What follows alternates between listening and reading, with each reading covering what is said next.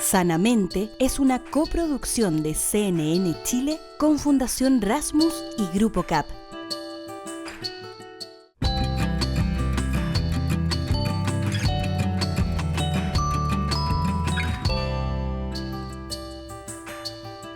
¿Cómo están? Bienvenidos y bienvenidas una vez más a Sanamente. Estamos llegando ya a la mitad del año y vale la pena hacer una pequeña pausa para poner ciertos temas en la conversación que a veces la simple mitad del año nos hace reflexionar, o las vacaciones de los niños y niñas, si es que tienen niños cerca, nos permite abrir un espacio y darle tiempo, darle cabeza a ciertos temas que son importantes para nuestra convivencia. Y por eso vamos a tener una conversación con Katherine Strasser, la nueva decana de la Facultad de Ciencias Sociales de la Universidad Católica. Sí, nueva de paquete no, en realidad asumió hace poco, pero es la recientemente nombrada. Y con ella profundizaremos sobre distintas experiencias de la primera infancia que efectivamente impactan el desarrollo cognitivo y el lenguaje. Además, vamos a entregar recomendaciones muy prácticas sobre cómo poner límite al uso de pantallas y lograr un verdadero descanso. Y eso no solo para los niños y niñas, sino también para nosotros mismos, que nos cuesta tanto dibujar esa línea de hasta dónde puede llegar el tiempo que uno tiene el teléfono en la mano, y el cuello encorvado, y la cabeza perdida. Esto y tanto más en este capítulo que ahora comienza de Sanamente. Un estudio elaborado por el Observatorio de Niñez Colunga, el Centro de Justicia de la Sociedad de la Universidad Católica de Chile, reveló que 1 de cada 4 niñas es víctima de abuso sexual. ¿Cómo? Les queremos enseñar que durante la primera infancia hay formas de prevenir este tipo de situaciones, de reconocer ciertos límites y alertas que son entregadas por los niños y niñas. Y para nosotros los padres es tan relevante manejar esta información para cuidar justamente a los niños. Conozcamos más en la siguiente nota de Miranda Aspe. En el mundo, 370 millones de niñas y mujeres han sufrido violaciones o abusos sexuales antes de los 18 años, mientras que en los hombres se estima que entre 240 y 310 millones. Cifras que nos invitan a preguntarnos cómo estamos cuidando y previniendo la violencia sexual en las primeras etapas de la vida. Sufrir abuso sexual, acoso sexual, ¿cierto? Cualquier arista ligada a la violencia sexual puede traer un gran impacto. Puede cambiar totalmente la calidad de vida de una persona, y esto no solo repercutir en la niñez, sino cómo se va a desarrollar en la vida adulta. Las agresiones sexuales infantiles son cualquier tipo de conducta, ¿no?, de expresión, tanto desde el contacto físico y no contacto físico, que no son acordes para la edad del niño en términos de la sexualidad, ¿no?, que generalmente están impuestas por una figura adulta o un par, pero una relación de asimetría de poder. En Chile el panorama no es distinto. 1 de cada 5 personas dice haber sufrido abuso sexual siendo menor de edad, según la primera encuesta nacional de abuso sexual y adversidades en la niñez. Y la tasa de niños y niñas víctimas de esta misma es de 189 por cada 100.000 habitantes. ¿Qué rol tiene la prevención y cómo podemos iniciar esta conversación con los más pequeños? La educación sexual puede ser una herramienta. Es un espacio de reflexión, de acompañamiento, que pone sobre la mesa temáticas tan complejas como esta, ¿ya? Lo importante de la educación sexual en relación, por ejemplo, a esta temática específica es que cuando nosotros ponemos estos temas, ¿cierto?, lo hacemos primero de acuerdo a la edad del niño o niña. Y considerando esa gradualidad, en las primeras etapas se puede comenzar, por ejemplo, nombrando las partes del cuerpo. No minimizar estas partes, sino enseñarles tal y cual son.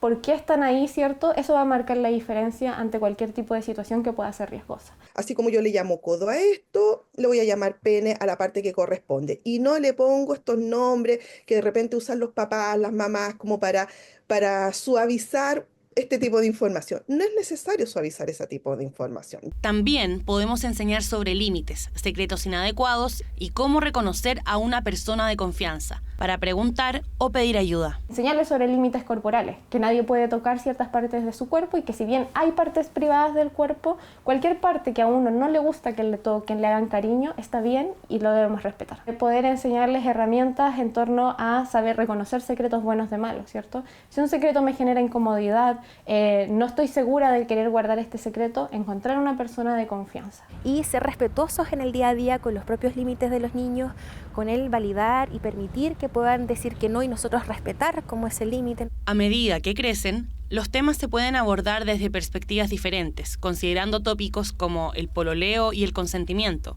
Además, se pueden elegir instancias cotidianas para tener estas conversaciones, como al momento de comer o antes de dormir. 80% de los abusos en la infancia ocurren en entornos intrafamiliares.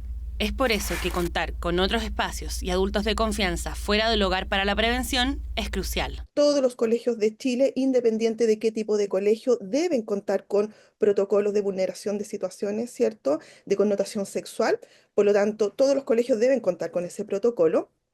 Y lo que hoy día también es muy importante es que cuando se detecta una situación, el colegio garantiza el cuidado, ¿cierto?, de ese niño o niña a través de una derivación, de una denuncia, ¿cierto? Eso permite también poder accionar ciertos elementos que permiten involucrar a la familia. Cuando hablamos de adultos, estamos hablando de todos los círculos de la vida que se relacionan con las niñeces y las infancias. Y eso va desde la educación, los servicios de salud, la propia familia, ¿no? Todos los contextos, e incluso quienes no tienen contacto directo con los niños, ¿no? Como algo a nivel social finalmente. Si bien podemos educar y abrir el tema de conversación con niños y adolescentes, somos los adultos quienes estamos llamados a proteger, resguardar y promover los derechos de la niñez. Si bien a los niños les podemos enseñar que nadie los puede tocar, que recurramos a personas, somos los adultos quienes somos los actores terciarios claves en poder estar atentos en la prevención. Y es que si yo estoy en contacto con niños, poder decir, yo voy a tener las herramientas para que este niño sepa que yo voy a ser una persona de confianza. Un niño que sabe, ¿sí?, es un niño que puede hacer algo, ¿sí? Un adulto y una sociedad que sabe, ¿no?, es una sociedad que puede estar atenta y que puede acompañar. Para recibir orientación psicosocial, ser acompañado o incluso cuando existe sospecha de violencia sexual, pueden contactarse con la Fundación para la Confianza a través del correo contacto@paralaconfianza.com o el WhatsApp +569 62 27 2718.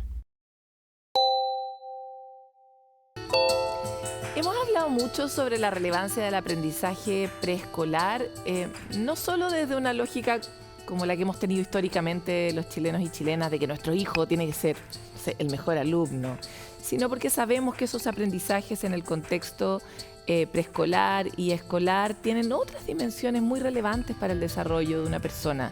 Hoy sabemos que la lectoescritura es una habilidad que no solo sirve para avanzar en la vida profesional, sino que también ayuda a describir el mundo, a saber si es que uno tiene pena o tiene angustia o tiene ansiedad. En la medida en que conoce las palabras, puede nombrar las cosas que le pasan. Y eso tiene relación con una mejor salud mental, poder describir lo que le pasa al mundo interior. Como esto parte cuando los niños son muy pequeños, hoy queremos poner foco en qué cosas podríamos hacer para colaborar con que nuestros niños efectivamente aprendan cosas asociadas, por ejemplo, a aprender a leer con mayor facilidad en una etapa en la que competimos con las pantallas y con muchos estímulos. Es por eso que hoy estamos con Catherine Strasser, la nueva decana de la Facultad de Ciencias Sociales de la Universidad Católica, con quien vamos a hablar de esto y de otras hierbas. Bienvenida, Catherine. Muchas gracias. Bueno, lo primero es eso. Podría decir que a lo largo de nuestro aprendizaje en Sanamente somos una comunidad de mucha gente muy ignorante en todas estas materias. Una de las grandes novedades ha sido la idea de que aprender a leer ya no es una cosa solo funcional para el mundo ejecutivo, a pesar de ser una habilidad ejecutiva teóricamente, o sea, así se describe, sino que también ayuda mucho al desarrollo emocional integral de una persona. Efectivamente, sí. El lenguaje tanto oral como escrito son herramientas básicas del funcionamiento humano, más allá de adquirir conocimiento y, como dices tú, de funcionar en el mundo profesional. Nosotros usamos el lenguaje para expresarnos, ¿verdad? Para expresar nuestras experiencias, para entender lo que le pasa a los demás, para planificar nuestras acciones y obtener unos objetivos. O para ordenar nuestra mente. Correcto, sí. El lenguaje sirve mucho para poder establecer planes. Entonces, efectivamente, el lenguaje es un factor crítico para el bienestar en todas las edades. Ahora, otra cosa que sabemos, por eso voy como corroborando información contigo, es que estamos teniendo más problemas en que los niños y niñas aprendan a leer y a escribir. Tenemos mucha competencia con otros estímulos y además tenemos otros impactos agregados como en una especie de torta panqueque, la pandemia, el montón de niños que salieron del sistema escolar y después no volvieron, padres que leen mucho menos que antes también. ¿Cómo ves tú ese escenario? Sí, no sé si más problemas. Lo que pasa es que la pandemia evidenció un problema que nosotros ya teníamos de logro de la lectura, que era bajo.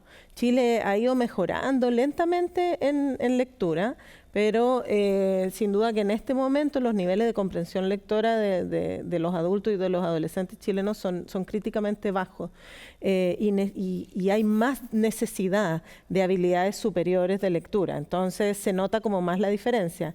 La pandemia efectivamente hizo que descendieran aún más los puntajes de lectura, y eso afortunadamente con las políticas que se han implementado para recuperar los aprendizajes, eso se está recuperando. Pero nunca estuvimos muy bien, entonces nos recuperamos al nivel que estábamos y necesitamos mucho más. Y la cosa de la competencia con la tecnología. Lo digo porque estamos viendo un experimento en tiempo real. Sí. Nunca antes tuvimos tantas pantallas, ni tantas distracciones, ni tantas cosas que ocupan nuestros circuitos de recompensa como estamos teniendo hoy día, y por lo tanto probablemente la evidencia todavía no es suficiente para poder hacer grandes declaraciones, pero por lo menos los padres y las madres lo estamos viviendo dentro de nuestras casas de una manera bien dramática, probablemente los profesores también. Sí, bueno, yo ahí separaría un poco entre los niños más chiquititos y los niños más grandes. En los niños pequeños el gran problema de la tecnología es que compite con la interacción humana. Claro. Entonces no es tanto que la pantalla o el videojuego sean el problema, sino que cuando un niño pequeño está absorto en un videojuego, eso captura tanto su atención que no demandan la atención del adulto. Entonces, lo que sí se ha visto que hay una correlación muy fuerte, o sea, mientras más horas de pantalla, menos horas de conversación con el papá o la mamá. Y eso, antes de los 2 años especialmente, es muy malo. O sea, el lenguaje y las habilidades cognitivas en el ser humano se desarrollan interactuando con un adulto. Entonces, si tú pones un estímulo... Quisiera detenerme ahí un segundo, porque hoy día, gracias a las imágenes de neurociencia, podemos ver que el cerebro no reacciona igual cuando está viendo un contenido en el celular que cuando está recibiendo un contenido de una persona. Es como que nuestra biología premia el hecho de que estemos juntos, ¿no? Sí, claro. La interacción con la persona tiene una parte de atención conjunta, estamos mirando lo mismo, tiene una parte de afecto, tiene todo un entorno extralingüístico que contribuye a que el niño extraiga más información, además de la parte afectiva. Y la pantalla reduce eso. Ahora, en los niños más grandes, la verdad es que los medios electrónicos pueden ser una gran fuente de conocimiento, de vocabulario, pero como dijiste tú, tienen el problema de que son más fáciles, ¿no? Entonces no requieren un esfuerzo, no requieren esa atención controlada, y esa atención controlada y ese esfuerzo son necesarios para aprender. Es interesante porque las personas, cuando se esfuerzan mucho en aprender algo, cuando algo fue difícil, sienten que aprendieron menos, pero la evidencia muestra que cuando algo es difícil, aprendes más. Entonces, el problema que tiene aprender por medios electrónicos es que es demasiado fácil, no te requiere esfuerzo. Y el esfuerzo en el desarrollo evolutivo también está muy premiado en nuestros circuitos de recompensa. Claro. O sea, cuando algo te cuesta y lo logras, sí. tu cerebro hace una cosa completamente distinta que cuando algo logras lo mismo con un medio más fácil. Es interesante eso. Y la lectura requiere una atención más esforzada, entonces puede que tenga efectos diferentes en el aprendizaje. Ya, ahora vamos a una cuestión más práctica, porque... hoy sabemos que el proceso de aprendizaje definitivamente no está solo en los colegios, ni solo en los lugares donde uno deja a los niños, llámese eso la etapa preescolar o el jardín, en fin, ¿no? El pre-kinder, kinder, sino que también está en la casa. Y muchas veces los padres y las madres no sabemos eso, cuán importantes somos para el aprendizaje. Entonces, cuéntanos un poco de... Tú has investigado en particular este ámbito. Cuéntanos un poco de ciertas herramientas específicas que se sabe que funcionan para ayudar que tu hijo o tu hija adquiera este tipo de habilidades. Sí, la evidencia es muy robusta respecto a que el lenguaje que rodea al niño impacta en después su lenguaje y su lectoescritura. O sea, por lo tanto, tratar de hablar bien en la casa es algo bueno. Sí, no sé si hablar bien, las dimensiones del ambiente lingüístico que importan son la cantidad. ¿De palabras? Sí, la cantidad de palabras, el darle al niño o la niña el espacio para contribuir, o sea, solamente escuchar lenguaje no es tan bueno como conversar. O sea, hacer una pausa, hacerle preguntas, ¿verdad?, sobre cosas que le puedan interesar. Y uno de los factores que más ayudan a eso son los libros. O sea, es muy difícil decirle a una familia cambien su forma de hablar. Pero si tú les das libros, ellos cambian inmediatamente y los libros hacen que las personas conversen de cosas más lejanas, utilicen estructuras sintácticas más complejas, usan vocabulario más variado inmediatamente. Leer un cuento, sí. Cuestión así de concreta. O mirar un cuento sin palabras puede ser. El objeto libro, con o sin palabras, hace que la interacción lingüística mejore mucho. Entonces, una recomendación que siempre se hace y la más efectiva es compartan libros con los niños desde el nacimiento. Ah, eso es importante. Entrevistábamos hace un tiempo a Mariano Sigman, neurocientífico, argentino, etcétera, y él contaba cómo había hecho un experimento con bebés de 3 meses, donde una madre le hablaba y se mostraba cómo la guagua encendía la zona del lenguaje, a pesar de no poder decir la palabra, en el fondo le estaba hablando. Es muy interesante, lo planteo a propósito de lo que dices, como desde que son guagua uno dice ya, pero no entiende nada. Entiende todo, o entiende mucho, o le importa cuál es el impacto de leerle, no sé, a una guagua. En el desarrollo cognitivo en general y del lenguaje en particular hay un tema acumulativo. La cantidad sí importa. Entonces, el niño necesita acumular, el niño o la niña, acumular muchos sonidos de palabras para hacer las operaciones estadísticas que el cerebro usa para comprender finalmente el lenguaje. Si ha escuchado muchas horas de lenguaje, es más fácil para el cerebro empezar a extraer los significados y después empezar a producir. Entonces, hay un tema de cantidad y hay un tema de calidad. Entonces, si tú te sientas con una guagua, con un libro, desde muy chiquitito, tu lenguaje va a ser más rico y esa guagua va a estar expuesta a mucho más lenguaje y va a tener esos materiales para poder hacer esos procesos. Ya, y avancemos a un lugar que es muy desafiante, que es el espacio como de instrucción. Depende de la edad del niño, la niña, cuál es ese lugar, el jardín o el colegio o el preescolar, etcétera. Algunas cosas que podrían ser herramientas muy concretas para colaborar en ese espacio, porque da la impresión de que los profesores están súper agobiados con la cantidad de tareas que tienen, con enfrentar los distintos desafíos de toda la transformación que estamos viviendo. Entonces, cosas que ustedes ya conocen respecto de lo mismo, que funcionan, que ayudan a que los niños se conecten. Sí, bueno, es muy importante y esto es importante también ahora que están cambiando nuestras bases curriculares, que hasta primero e incluso segundo año el logro de la habilidad lectora, de la decodificación propiamente tal, tiene que ser el centro. O sea, a partir de esa habilidad después los niños van a poder hacer otras cosas. No quiero decir que no tenga que haber otros objetivos curriculares, pero sí todas las fichas tienen que ponerse en que esos niños desarrollen la habilidad para leer. En párvulos, ¿verdad? También hay que enfocarse en estrategias que creen un ambiente rico de lenguaje y que permitan a los niños participar. Y eso es muy difícil en educación de párvulos cuando tú tienes un grupo muy grande, porque hay niños que naturalmente hablan menos y otros que hablan más. Entonces, la educadora tiene la labor de preocuparse de que cada niño tenga la oportunidad de participar, no solamente escuchar. Esos son algunas como claves en párvulo, esta oportunidad de participar. Y nuevamente, libros en la sala.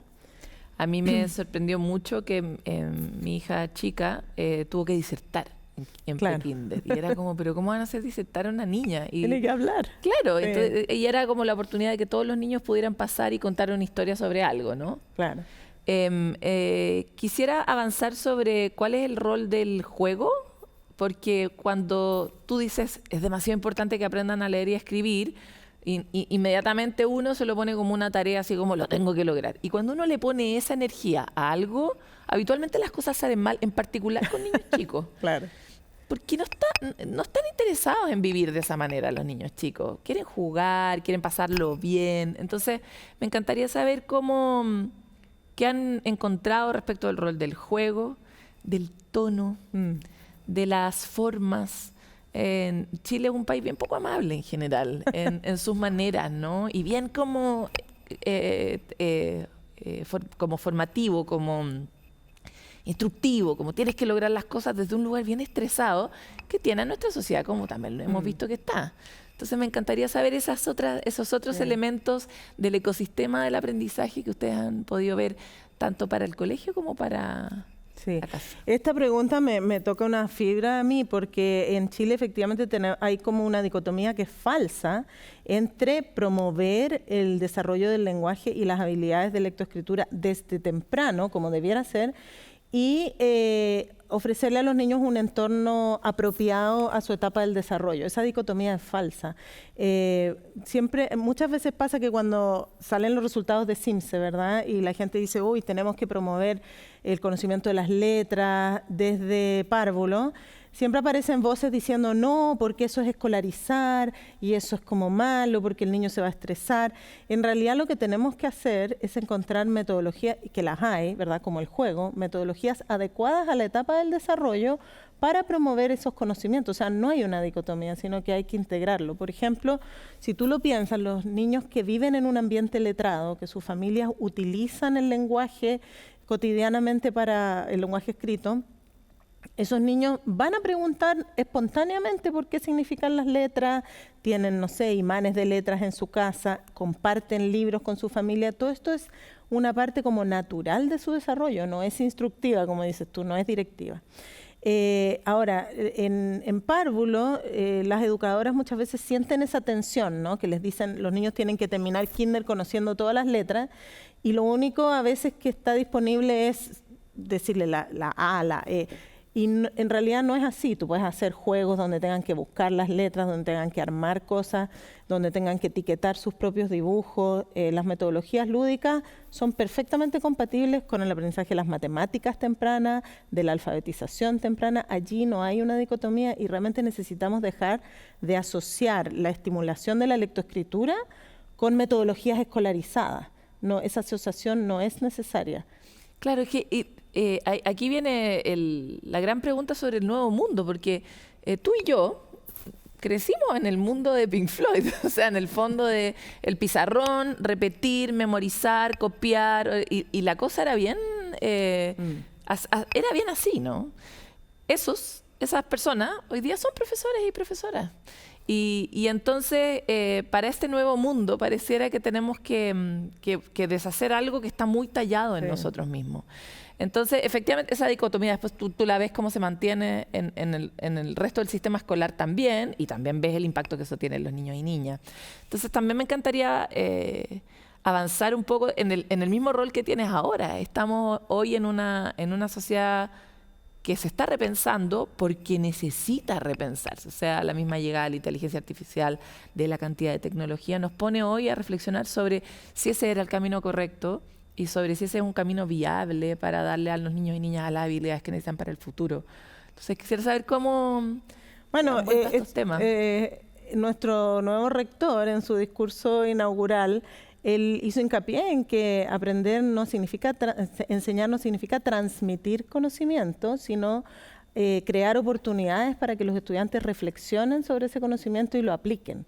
Entonces, bueno, nosotros en la Universidad Católica tenemos un gran impulso a este tipo de metodologías más activas, ¿verdad? Y en la escuela también tenemos que avanzar hacia...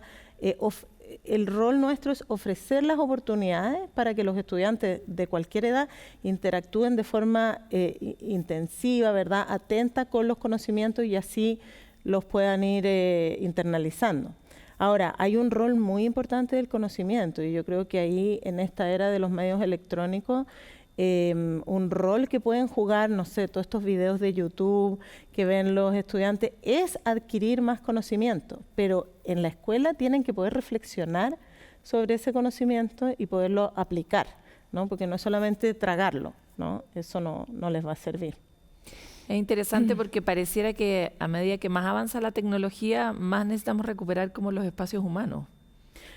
Sí, o sea, necesitamos conversar sobre lo que vemos en la tecnología. Ese es el complemento, ¿no? Simplemente el niño con el video juega un rol igual que un libro, pero el rol del profesor, ¿verdad?, es ayudar a una internalización más rica, más profunda, una reflexión sobre eso. Juega un rol menor que el libro. De acuerdo a lo que me decías antes, digamos. El libro lo que hace es que saca lo mejor del adulto. Yo diría eso. Yo diría que si tú, por ejemplo, tienes un niño que quieres que hable un poco más, que a lo mejor está como un poco retrasado en su lenguaje, siempre el especialista te va a recomendar compartir libros, porque tú al sentarte con el libro vas a generar un lenguaje mucho más rico. Es un efecto muy bonito que tienen los libros. Y que, bueno, obviamente tú puedes capacitar a los papás también, pero sin capacitación eso se da solo. Te quiero agradecer por esta entrevista. Nos veremos seguramente varias veces más aquí en Sanamente. Muchas gracias. Compartir los libros. Los libros en Chile son bien caros. Ese es uno de los grandes problemas que tenemos, pero tenemos subutilizada la capacidad de compartirlos. Si uno los lee, ya, ok, con los niños los lee unas 15 veces tal vez cuando son chiquititos, pero después los puede prestar.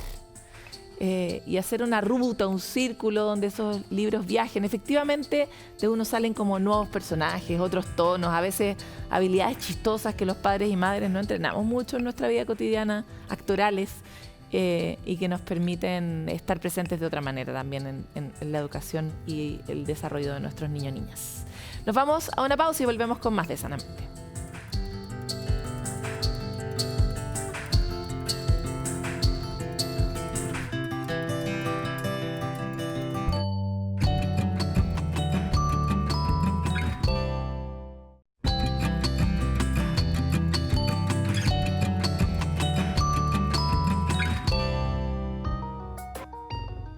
El cerebro humano funciona en un espectro. Hay una diversidad de habilidades, de comportamientos, de formas de procesar la información.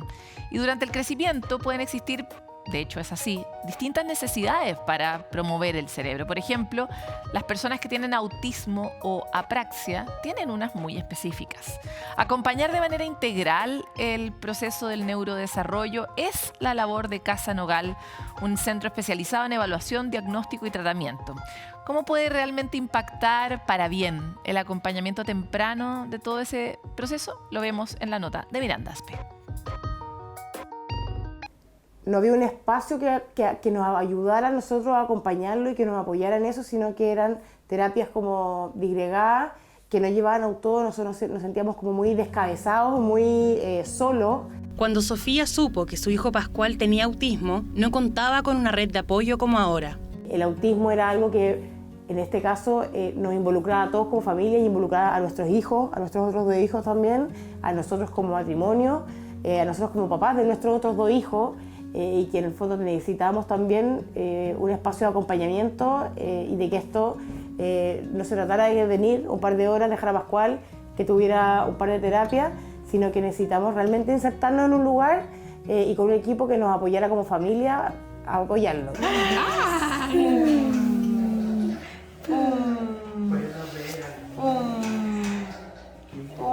Así como las personas tenemos distinto color de ojos o de pelo, también nuestros cerebros son todos diferentes. Procesan la información, sienten y reaccionan de manera única. Es un espectro que incluye aquellos en los que ciertas habilidades no se desarrollan acorde a su etapa de crecimiento, como en el caso de Pascual. Las neurodivergencias son distintas condiciones del neurodesarrollo y básicamente se puede resumir en que son maneras distintas en que el cerebro o el desarrollo neurocognitivo se presenta en las personas. Ya sean hitos de lenguaje, por ejemplo, hitos cognitivos, hitos motores, hitos sociales o de interacción. Y cuando vemos que en el fondo hay algún desafío muy relevante en alguno de esos, ya sea en un contexto significativo o en algún hito de ese desarrollo, podemos en el fondo hablar que hay alguna dificultad o algún trastorno del neurodesarrollo importante de poder abordar. El apoyo en este proceso es crucial, como ocurre en Casa Nogal, un centro especializado en el acompañamiento integral de niños y adolescentes con condiciones del neurodesarrollo, donde entregan soporte terapéutico y emocional tanto a los niños como a sus familias. Recibir primero un apoyo ellos, de mirarlos a ellos como familia, lo que está pasando, los miedos que tienen ellos como papás, los miedos que tienen del futuro de sus hijos, no solo también en el fondo el niño que recibió el diagnóstico, sino que está pasando con los hermanos, etcétera. Entonces abordamos a toda la familia. En la medida en que uno contempla y trabaja con todo el entorno del paciente, los efectos son multiplicadores. ¿Ya? En ese sentido, nos gusta trabajar y empoderar a las familias, especialmente a los padres, pero también a los hermanos, a los abuelos, incluir a los contextos educativos también, ¿no es cierto?, que se puedan sensibilizar y puedan entender al paciente para que finalmente ellos puedan también ser parte de la sociedad y tener una calidad de vida y un bienestar emocional. Los otros miembros de la familia son personas importantes que tienen que ser acompañadas en este diagnóstico.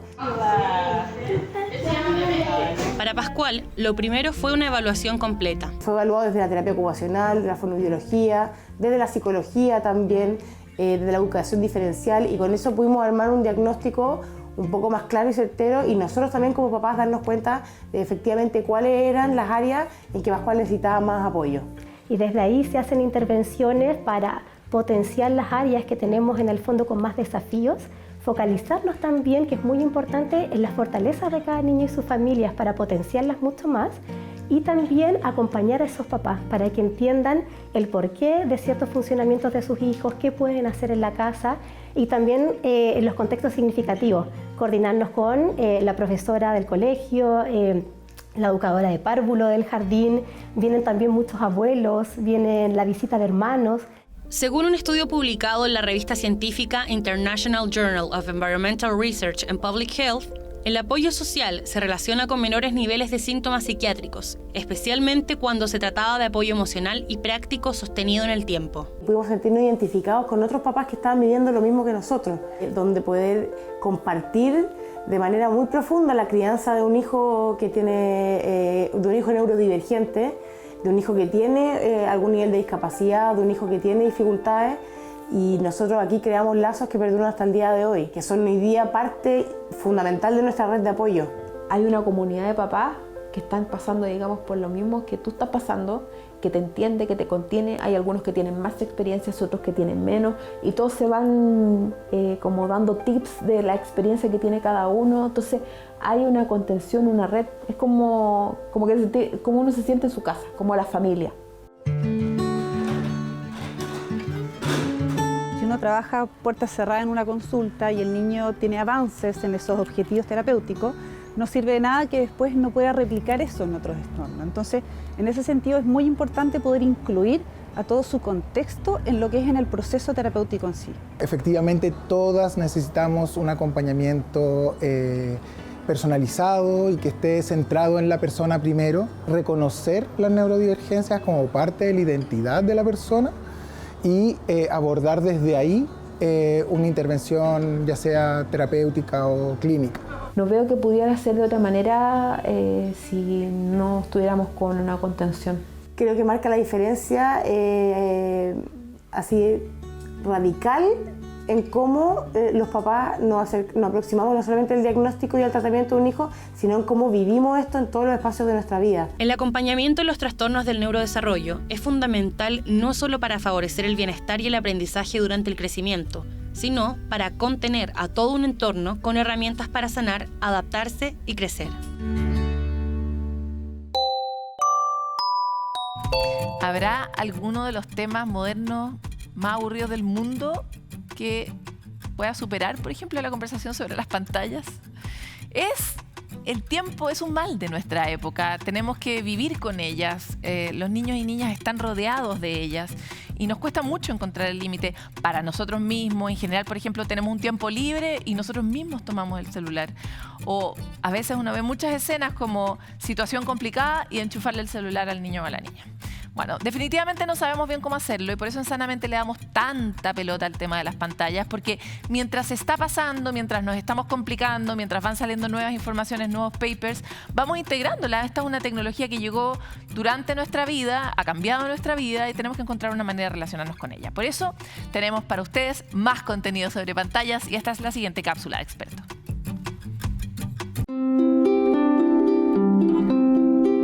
Bien, yo creo que las pantallas representan un desafío, están altamente normalizadas y los límites van de la mano con información. Lo primero que tenemos que estar es informados en cuanto a cuál es el tiempo recomendado por edad.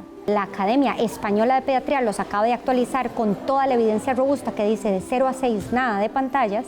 Si aún así decidimos a partir de los 3 incluirla, básicamente tenemos que utilizar 2 ideas, no más de 30 minutos primera y segunda, contenido de calidad. Hay páginas que me ofrecen para qué edad, qué contenido es recomendable. De 6 a 12 años tenemos que sí o sí seguir lineamiento de no más de 1 hora. Tenemos que supervisar el contenido, que no sea violento. El dispositivo con uso de internet se utiliza a partir de los 14 y las redes sociales a partir de los 16 años. Y ahí siempre acompañar, siempre guiar y siempre con un control parental desde nuestro dispositivo.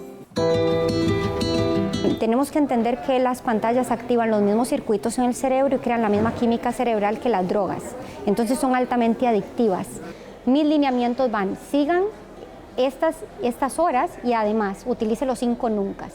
Nunca pantallas mientras comen, nunca 2 horas antes de ir a dormir, nunca mientras realiza otra actividad como colorear o estudiar, nunca para calmar una emoción como el aburrimiento, la tristeza o el enojo y nunca cuando está en un evento social para permitirle socializar y exponerse al lenguaje de otras personas. La crianza es difícil, se siente difícil porque es difícil. Las pantallas no solucionan la crianza y tener eso en mente, yo creo que es una herramienta que nos dice, bien, la voy a utilizar en momentos específicos. Dentro de los desafíos es mantener límites, tener claro cuál es el escenario que vamos a utilizar y lo más importante es educarnos nosotros en cómo incorporarlas de forma gradual, entender qué significa el control parental, cómo se instalan nuestros dispositivos, cómo funciona y cómo podemos guiar a nuestros hijos en un uso de un dispositivo sano, porque no podemos esperar que si nunca les hemos enseñado a utilizarlo, cuando le damos el dispositivo con acceso a internet, sepan usarlo de una forma sana.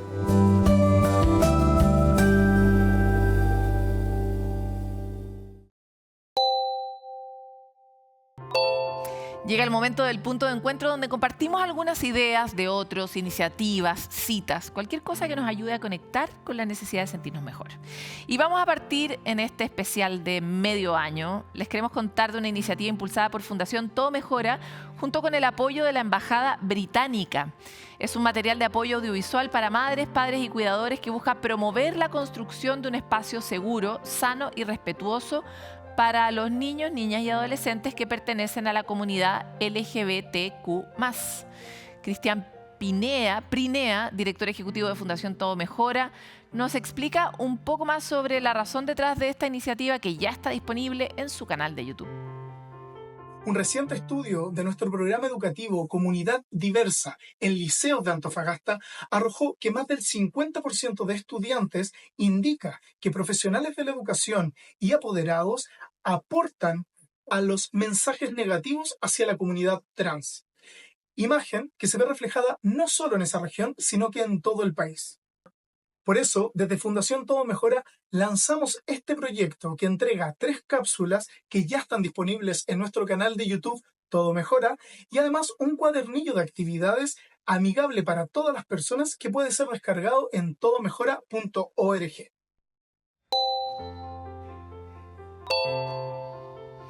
Cuando algo muy grave pasa cerca de nosotros, no sabemos muy bien cómo reaccionar, porque de verdad, ¿cómo hay que actuar cuando alguien está viviendo un trauma, cuando alguien vivió un trauma?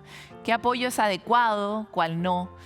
Son preguntas que distintas universidades y centros de investigación intentaron responder con la elaboración de guías de primeros auxilios para abordar temas de salud mental como desastres socionaturales y eventos traumáticos. Este trabajo fue liderado por la profesora Nicola Ravli de la Universidad de Melbourne y desde nuestro país participó el académico Esteban Encina desde la Universidad de Chile y lograron crear esta herramienta especialmente adaptada para la cultura chilena. Si ustedes quieren revisar la guía y descargarla para tenerla a mano por cualquier cosa, porque no es por nada, pero en Chile igual pasan cosas, debe ingresar al sitio web de Mental Health First Aid International, que va a quedar más o menos claro en nuestra página.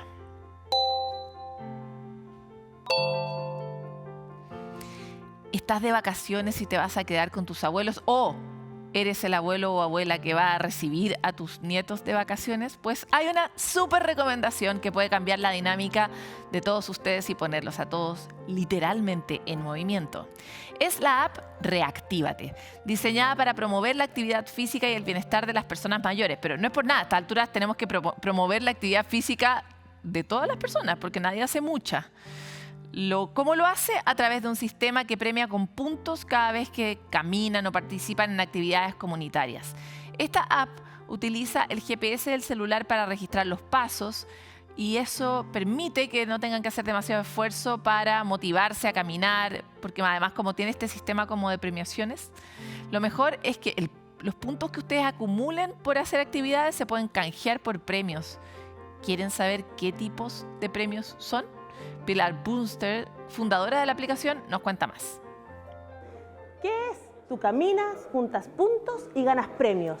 ¿Qué premios? Tenemos gift cards, salidas a restaurantes, paseos, implementos deportivos. Y tú descargas tu aplicación, pones de qué comuna es y accedes a los diferentes premios que tenemos pensados para ti. Súmate a Reactívate. Qué buena idea, ¿no? Además, así uno tiene una actividad en conjunto. Si camina al de al lado, yo también gano el premio. Ponte tú que pueden ir juntos al restaurante que se ganan en esa app. Bueno, ahora queremos volver a la calle a escucharlos a ustedes antes de irnos a comerciales y que nos cuenten un poco cómo manejan sus emociones.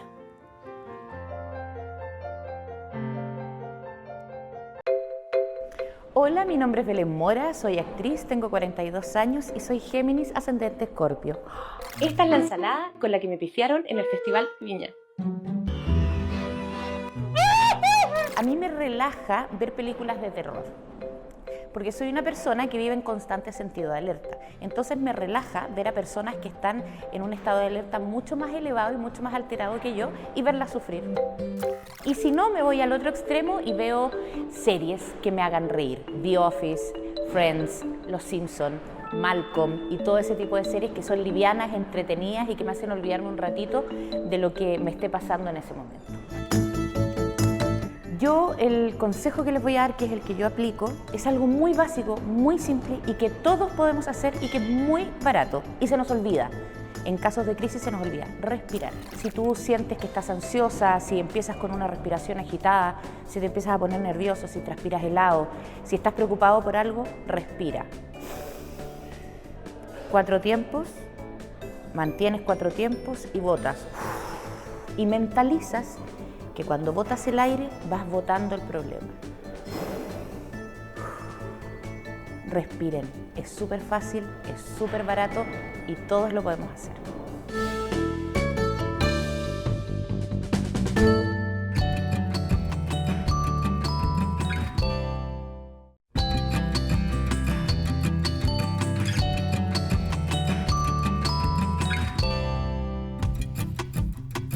Durante la pausa, nuestra editora, oye, no saben dormir tan mal.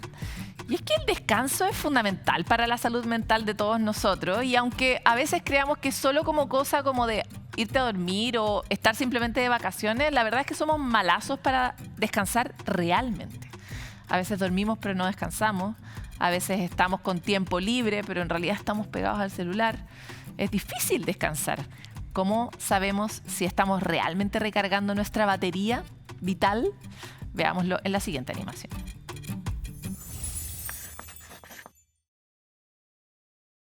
Es un día ideal para relajarse. No tienes que ir a clases ni a trabajar, pero el celular no deja de sonar y pasar el día en la cama parece no ser suficiente para recuperarse. Según la Oficina de Prevención de Enfermedades y Promoción de la Salud de Estados Unidos, un buen descanso no solo reduce la frecuencia de enfermedades y disminuye el estrés, sino que también mejora el estado de ánimo. Pero, ¿qué es verdaderamente un buen descanso? ¿Cómo lograr ese reseteo corporal que tanto anhelamos? Son muchos los elementos que entran en juego. Primero, no basta solo con dormir una cierta cantidad de horas. Lo que más importa es la calidad de ese sueño. Un buen punto de partida es crear el ambiente ideal, apagar las luces y evitar el uso de pantallas, especialmente antes de acostarse. La alimentación también es crucial. No consumir cafeína ni alcohol y evitar comidas pesadas puede ayudar a tener un descanso profundo. Estudios han demostrado que mejorar la calidad del sueño además reduce significativamente los síntomas de la depresión y ansiedad. Como ves, aprender a descansar no es una pérdida de tiempo. Todo lo contrario, es recargar la energía para restaurar nuestro equilibrio emocional y biológico para así sentirnos mejor. Ya sabes, antes de dormir, sigue estos pasos y que tengas dulces sueños. Y en nuestra sección de recomendados queremos entrar otra vez en esta alerta gigante que significó para todos la serie Adolescencia, porque la adolescencia es un periodo que puede ser muy difícil para los jóvenes, ¿no? Para los adolescentes, pero también lo es para los padres y madres o para quienes acompañamos esa ruta, ¿no? Por eso hoy les queremos presentar un libro que podría entregarnos una brújula para poder enfrentar este momento de una mejor manera. Es El viaje adolescente de copiloto a piloto. Un libro que invita a los padres y cuidadores a repensar la manera en que enfrentan esta etapa de vida de los hijos y jóvenes, pasando de ser el conductor de la vida de los niños a un acompañante empático. Suena súper difícil, pero la idea es que este libro les permita conectar con la sabiduría en el camino del crecimiento y descubrimiento que significa realmente la adolescencia. Fue escrito por la psicóloga Jacqueline Deutsch-Galatzan, especialista con más de 20 años de experiencia en la atención de niños, adolescentes y padres. Este libro aborda los desafíos de la actualidad y ofrece herramientas para poder transformar este periodo que se ve simplemente como no sé qué voy a hacer, en una oportunidad de crecimiento familiar y de fortalecimiento de los vínculos. Además, entrega estrategias para poder, de hecho, construir una relación saludable. Su autora nos cuenta más detalles. Es importante entonces que nosotros como padres, madres, cuidadores y también educadores y todos quienes tenemos relación con los jóvenes adolescentes entendamos lo difícil que es transitar este proceso, entendamos también lo que nos pasa a nosotros cuando llega el periodo en que nuestros hijos se transforman en adolescentes. Acompañar a tu hijo en el tránsito de dejar de ser el niño que está sentado al lado tuyo a que llegue el momento en que tú le tengas que entregar las llaves. Un momento difícil, pero en este libro podrás encontrar algunas herramientas que estoy segura podrán servirte. Bueno, y antes de irnos, como siempre queremos dejarles una recomendación desde Sanamente, y es que se metan a mirar, imagínense la redundancia, a Fundación Míranos, que se dedica a la promoción de la salud mental y prevención del suicidio en el grupo de personas mayores. Ofrecen contención, apoyo psicosocial a personas mayores y también a sus familias. Si ustedes quieren más información, pueden revisar su página web www.fundacionmiranos.org. Y la verdad es que ojalá tengamos suficientes alertas puestas porque es difícil llegar al momento de la adultez mayor. No necesariamente nos preparamos mucho, ni en términos de nuestros vínculos, ni tampoco en qué vamos a hacer realmente en ese momento de la vida. Y esta idea como de que ahora voy a poder descansar se convierte en una pesadilla para muchos. Entonces, revisen la información que hay en esta página de Fundación Míranos, y si ustedes tienen una intuición de que alguien cercano a ustedes lo puede necesitar, recomiéndenle.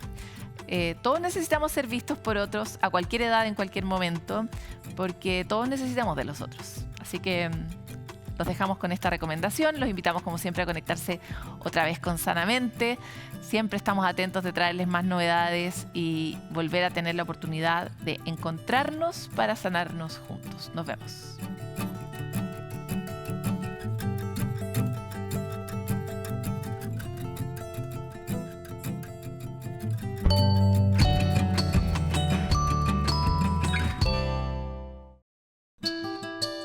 Sanamente es una coproducción de CNN Chile con Fundación Rasmus y Grupo CAP.